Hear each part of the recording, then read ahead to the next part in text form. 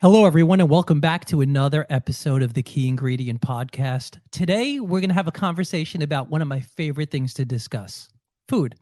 I'm joined by Guy Clarke of Sizzling Dining here in Naples, Florida. Guy, thanks for joining us today. Thank you very much. Greatly appreciate it. Yeah, looking forward to this conversation. Like I said, like most people, I enjoy food. I love everything about it. Yeah. And to me, it's always been just a great experience, right? Of course, we enjoy the taste of food, but the experience behind it. So looking forward to having a conversation about eating. And if you don't mind, maybe if you could just tell our listeners and viewers just a little bit about yourself, please. Yeah, absolutely. Well, my name is Guy Clarke, and I'm the founder of Sizzle Dining. It's a restaurant week here in Southwest Florida. I've been a permanent member of Southwest Florida since 2007, but I've actually been here and back and forth between the East Coast since 79. So for quite some time, I've made Naples, Southwest Florida, kind of my temporary home. And then, like most people, as I grew up, I wanted to permanently move down here. So sure, I don't blame you. So let's discuss Sizzle Dining a little bit. Sure. Tell me about that, the concept, where it came from, and kind of what you do. Absolutely. Well, Sizzle Dining, the official website version is it's a 3-week long culinary adventure, showcasing all of the best restaurants that we have here from Cape Coral all the way down to Marco Island and everywhere tasty in between. So the restaurants put these amazing 3-course menus together, and this year they're starting at $32 or $42 for these. Some have a 52 and a 62, the higher end. Sure. But we focus on the 32 or 42. That's the entry level 3-course. And the restaurants really go crazy with these. And then the consumer out there gets to try all these amazing new restaurants. And they go to their favorites. And then we really implore them to try something new, try something different. And that's really kind of what makes up Restaurant Week. Now, as a whole, Restaurant Week has been around for 20-something years. It was invented in New York City. The tourism got together, and basically they had the DNC convention was coming into town, and they wanted to do something special for all of these people and help their city. So they came up with this idea of Restaurant Week, and it's flourished since then. And then it's spread all over the world. There are like 500 different restaurant weeks all over the world. Some of the biggest being New York City. Sure. The Miami Spice is a really big one. They have over 300 restaurants, and they're 2 months long. Is it really 2 months long? Is it going on right now, or when did it usually hold? It is going on right now, actually. Okay. So you can dine pretty much from West Palm all the way down to Miami, Hialeah. I mean, anywhere on the whole East Coast pretty much is participating in the event. So it's the event is Restaurant Week has really grown and helped a lot of cities and a lot of states actually throw a statewide Restaurant Week as well. So very interesting concept. Yeah, there really is. So what are the dates for Restaurant Week down here? For this year, for us, Sizzle Dining is September 8th through the 28th. So okay. It's 21 days long. So it's not a week. It's 3 weeks. It's not. And that's why really the name is Sizzle Dining. Yeah. We just say Sizzle Dining. It's the Sizzle Dining event. And then I'll throw Restaurant Week on afterwards so that some people kind of get an idea of what it is. Looking forwards 5 years, 10 years in the future, everybody will understand Sizzle Dining. They'll just get it. Of course. So what made you start Sizzle Dining? How did the concept come to you? Well, the area really didn't have anything like that. Back in 2014, I had left the music industry, and I was here and trying to figure out what I wanted to do next. And my wife had said, "What do you love? What do you want to do?" And I was like, "I love to eat. I love food."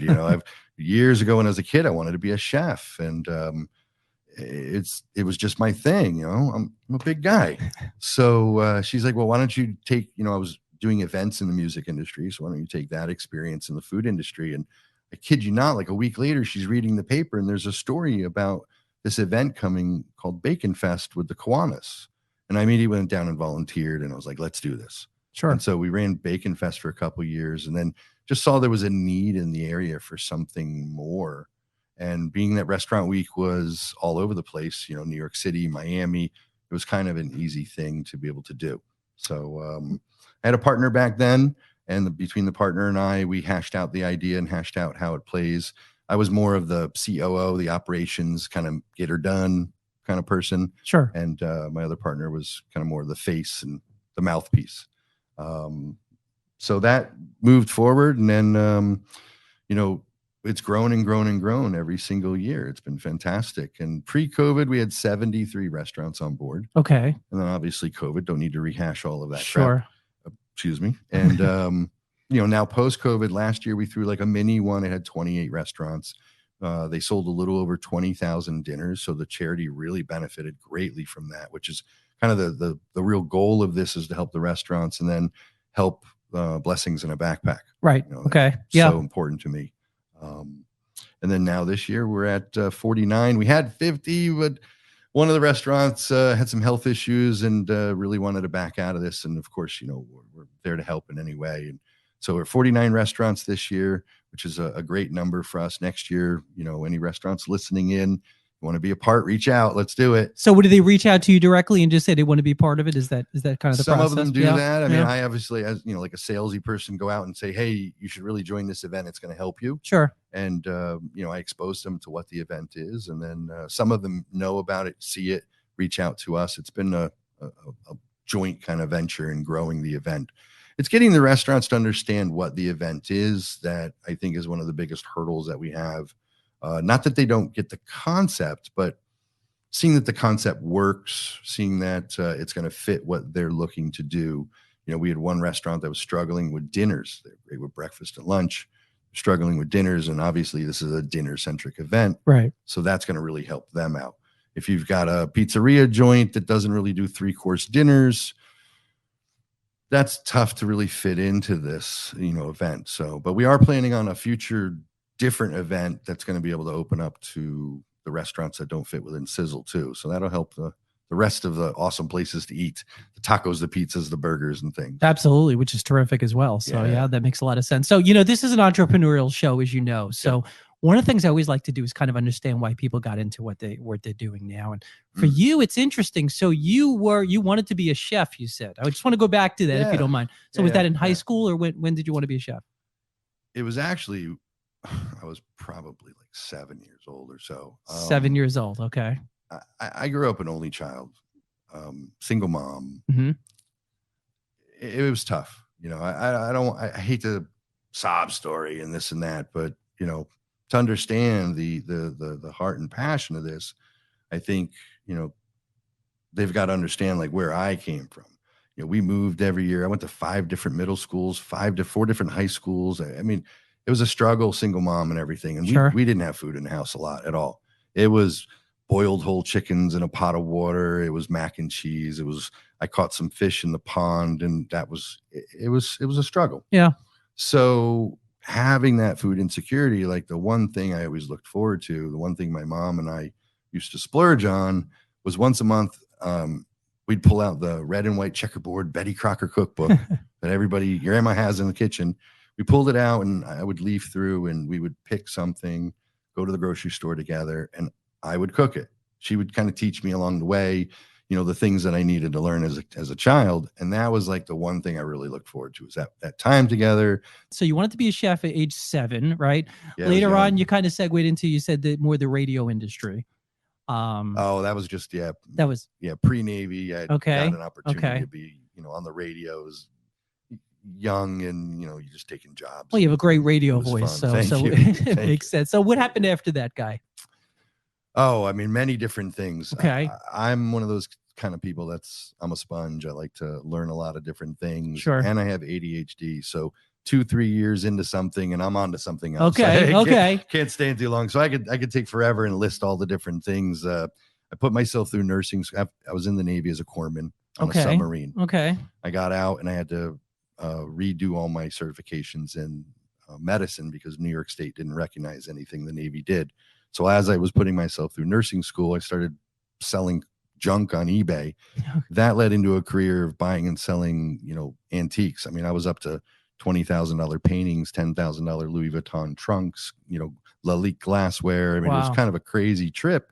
But as I kept learning this antique stuff and going to the auctions, and then I graduated nursing school, 3.85 average, and I never went into nursing school because the antique business was that right? That's such a very difficult profession to get into, being a nurse, and you never even went into it, really. I never did. I ended up getting, while I was in nursing school to pay the bills, I got 5 part-time jobs working at 5 local auction houses.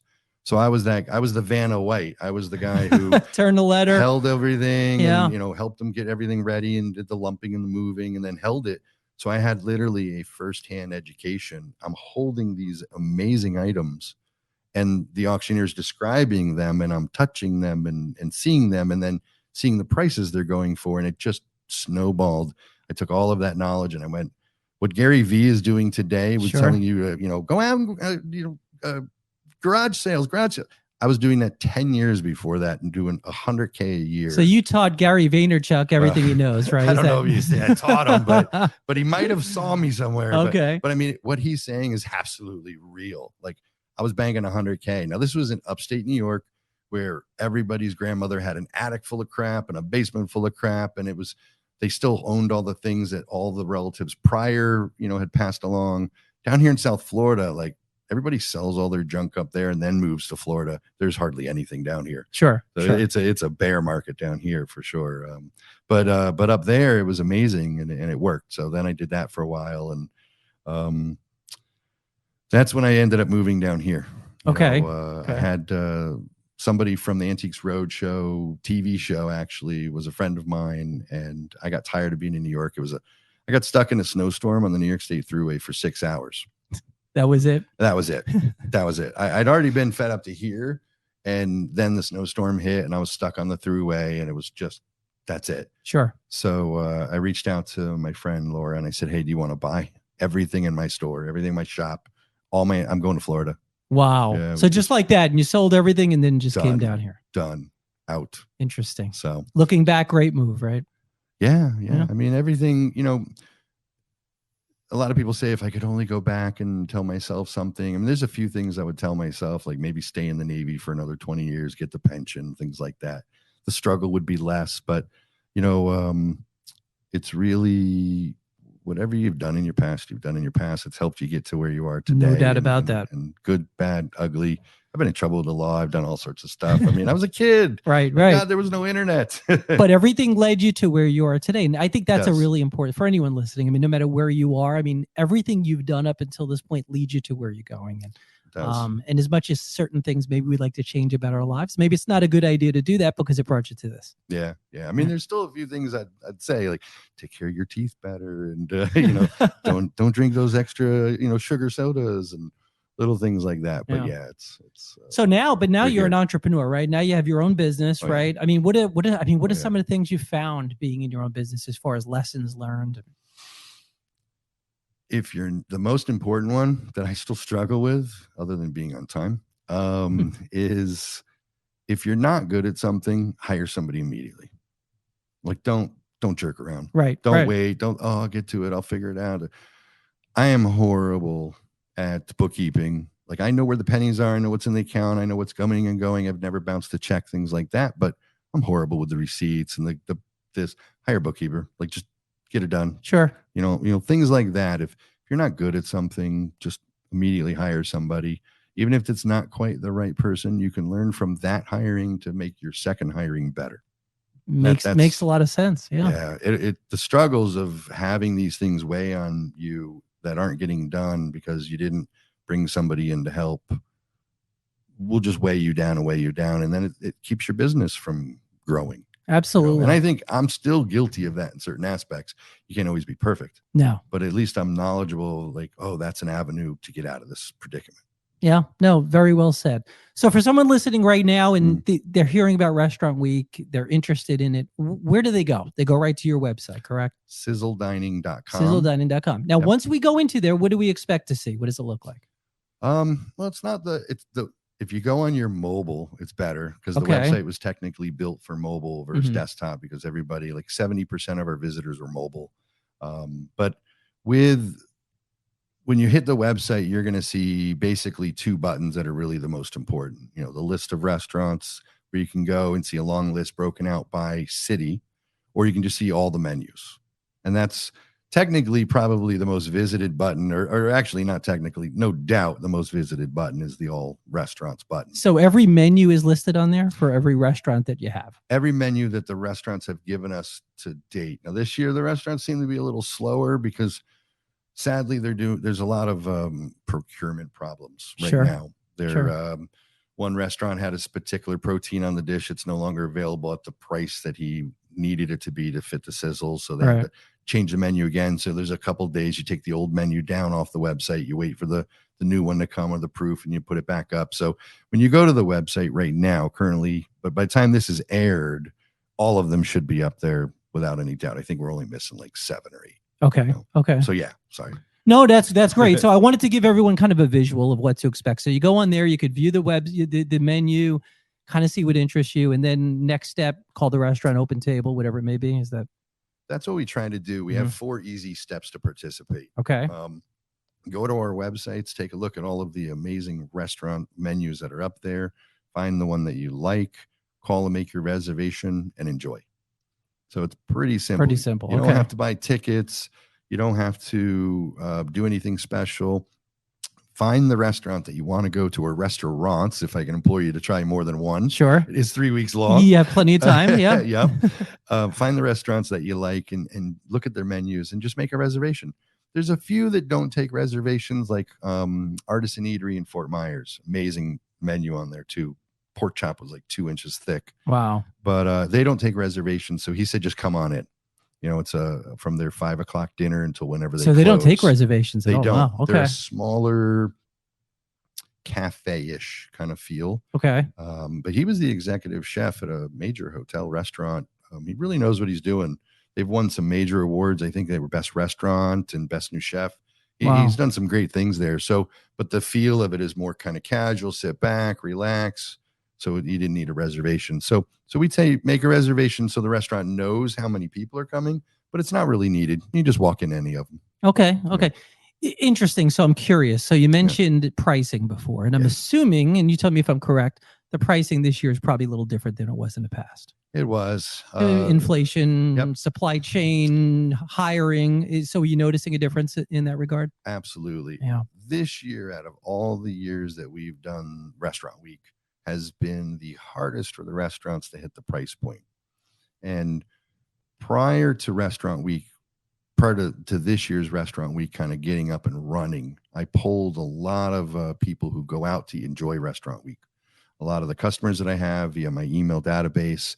And I asked them, you know, with pricing and everything happening, and where do you feel a value would be? And we came up with this 32 and 42. Now, last year was $29.39, so it's gone up $3. Okay. Not that much considering where inflation is right now.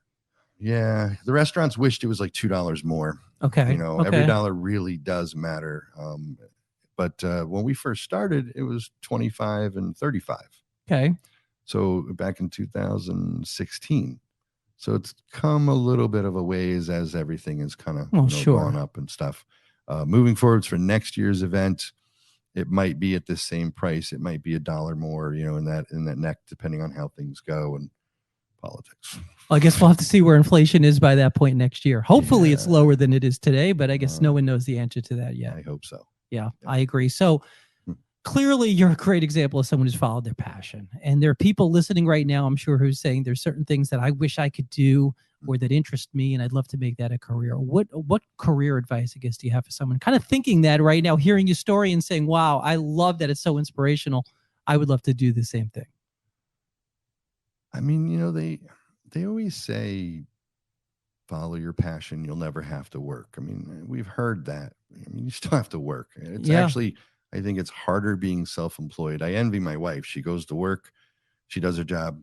She comes home. She doesn't have to think about anything at her job. Sure. It's completely like, I wish I had that in a way. And so being an entrepreneur doesn't really allow you that, you know. You want to get rid of the 9 to 5. Now you're working 24/7. That's how it is. It doesn't stop. Correct. Right. But when you find something that you like, passion, I guess, might be the word, you know, too. But when you find something that you like or something that you enjoy, something that brings you joy, it makes it a little easier to swallow that pill. Sure, it does. Yeah. You know, these long hours with Restaurant Week, and I tell the restaurants, look, it's 2 hours to do a photo shoot. It's at least 2 hours to do all the editing. And then it's at least 2 hours to get all of your assets ready to be promoted across 10 different channels, you know, and then follow up with all of that. So, I mean, you're like 6 hours in just on that alone. And then the whole marketing and then stuff like this. I mean, sure, it's an amazing amount of hours. But when you really believe in what you're doing, when you have that, the charitable aspect to it also helps. I think it makes it a little easier. So to kind of answer that, I'd say, find something that you enjoy. I mean, maybe it is your passion. It doesn't have to be, but if you enjoy it, you don't even have to do it for the rest of your life. You could do it for the next 2 years. I mean, I was antiques for several years. I worked in the fishing tackle industry for a few years. You don't have to do it forever. Right. You Right. can move on. You're allowed to. Nobody's going to judge you. So Yeah. it's just what's going to get you up in the morning. Right now, everybody gets up and the alarm goes off. They jump out of bed. They rush into work. They're working for somebody else to help them make money. And they might not enjoy that. You got to find something that when you get up in the morning, you're kind of happy about it. And, maybe a lot of work, but you're happy about it. Absolutely. That's the best way. Sounds like you have a supportive wife as well, from what I hear. Yes. Tell me if I'm Yes. incorrect, but I think the way you met Yes. is pretty interesting story. Maybe if you don't mind sharing that with us.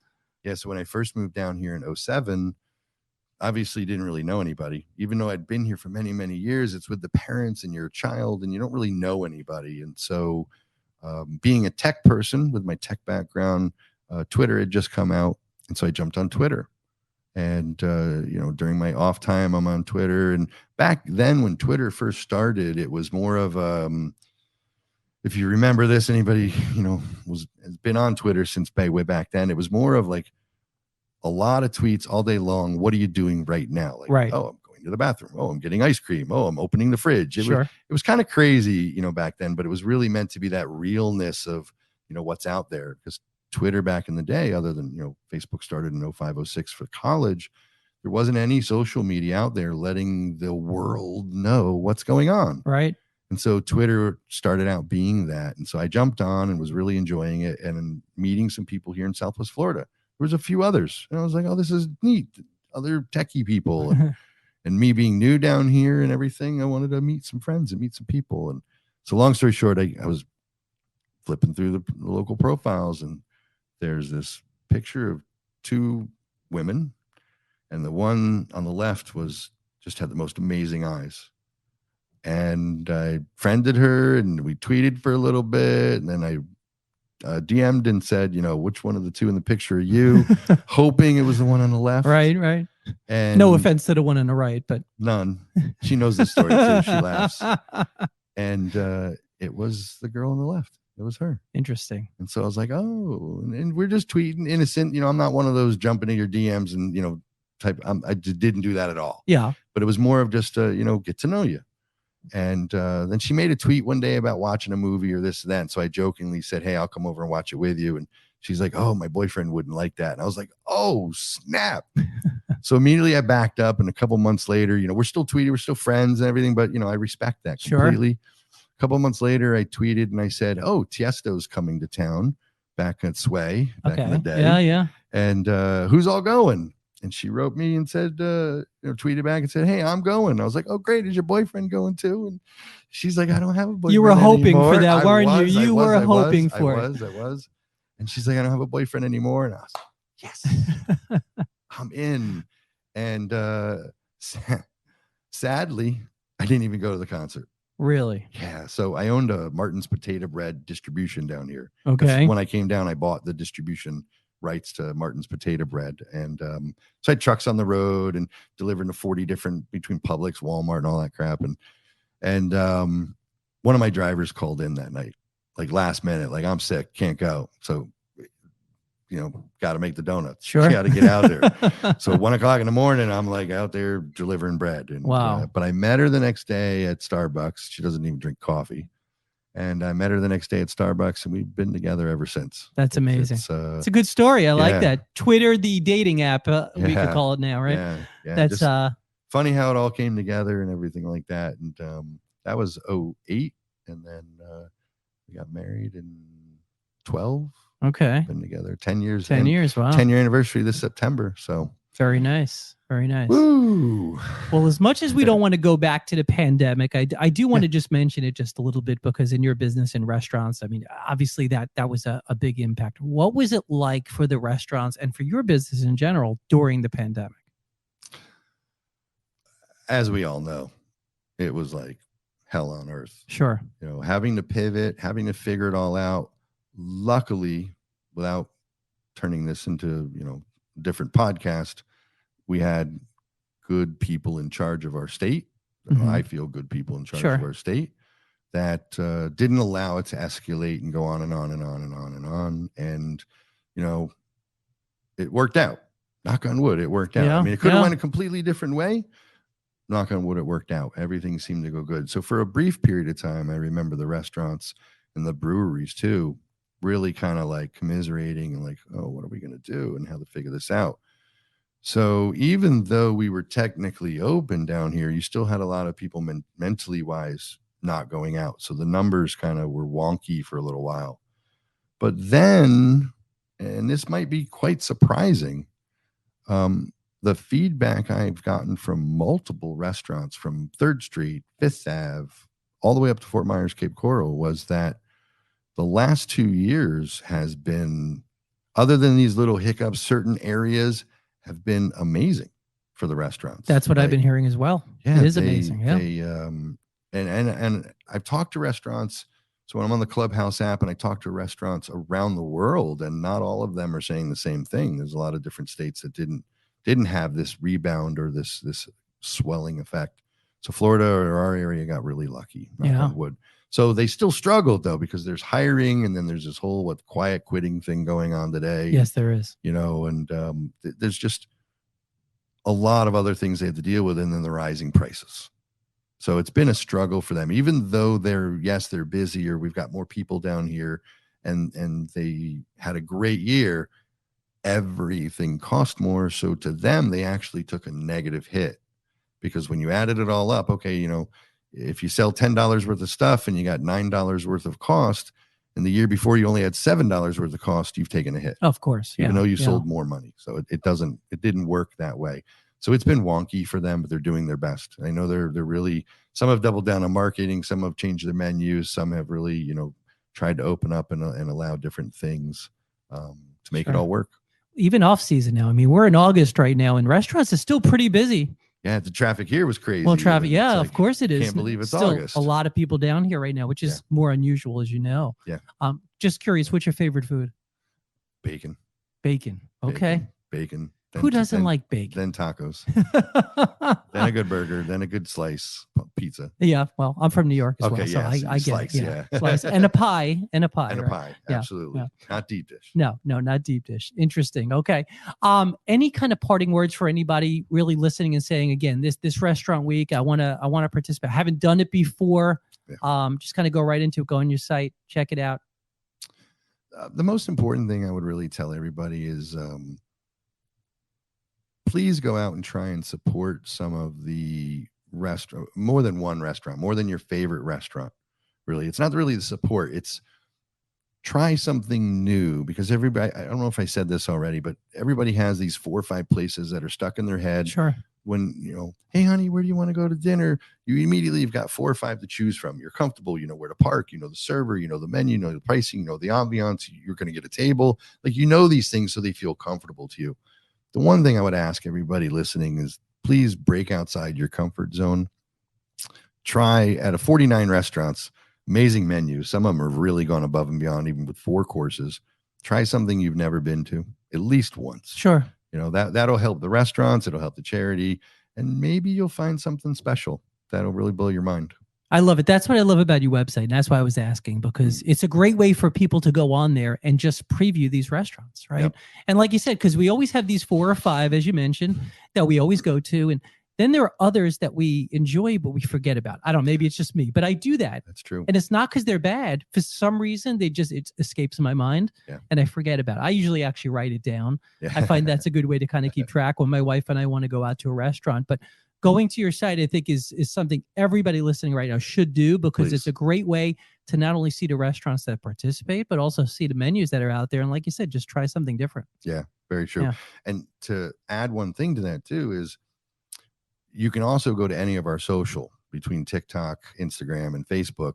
We go and do photo shoots at the restaurants and video shoots. So if you find a menu that you like, you can go to our social page and you can look in the photo albums and see the photos of those dishes taken just this year. Okay. And you're going to we make sure when the chefs cook that this is exactly what it's going to look like, the exact portion size, so that everybody can see what they're going to get. So it's not just about reading the menus. people eat with their eyes. Go Sure. look at these amazing pictures and these videos and tell me that you're not going to try a new place when you see some of these dishes. They're going to be great. Well said. Very helpful. Thank you. Hey, Guy, thank you for being on the show today. Really, really enjoyed this.